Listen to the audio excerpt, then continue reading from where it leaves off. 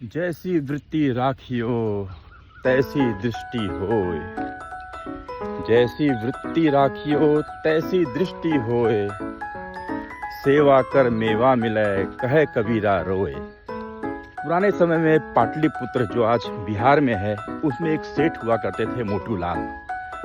उनके यहाँ सौराष्ट्र के एक रमणीक भाई बचपन में ही आ गए और उनकी सेवा करने लगे, रसोइये का काम उनके पास करने लगे।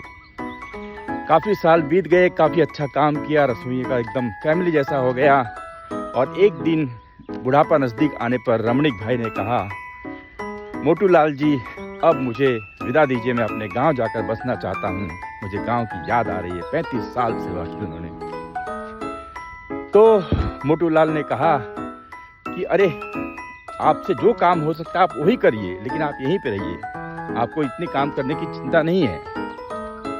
लेकिन नहीं, रमणीक भाई बोले मुझे गांव जाना है, मुझे विदा दीजिए, सेवा से निवृत्ति दीजिए। उस दिन मोटू लाल ने अपने पुत्र छोटू लाल से इस बात की चर्चा की। तो मोटू लाल ने छोटू लाल को कहा कि इसको कुछ इनाम देना चाहिए, इसने हमारी इतनी सेवा करी है। मोटू लाल का पुत्र छोटू लाल कहता है, ऐसी क्या बात है, उसको हम सैलरी तो देते ही है ना। नहीं, सैलरी की बात नहीं है। तब दोनों ने तय किया और रमणीक भाई को बोला, आप इतने दिन रुक गए तो 6-7 दिन और रुक लीजिए। रमणीक भाई बोले, इतने दिन रुका हूं तो 6-7 दिन और रुक लूंगा, कोई हर्ज नहीं है। रमणीक भाई बोले, इसकी जरूरत क्या है।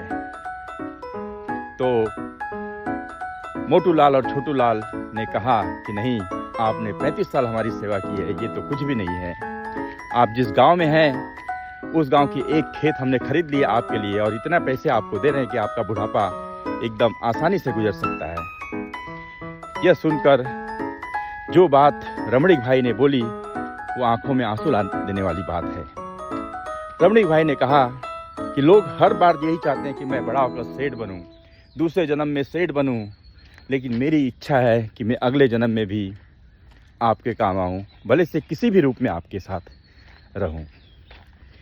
तो वही बात है, हमें दूसरों का ख्याल रखना चाहिए, ईश्वर भी हमारा ख्याल रखेगा।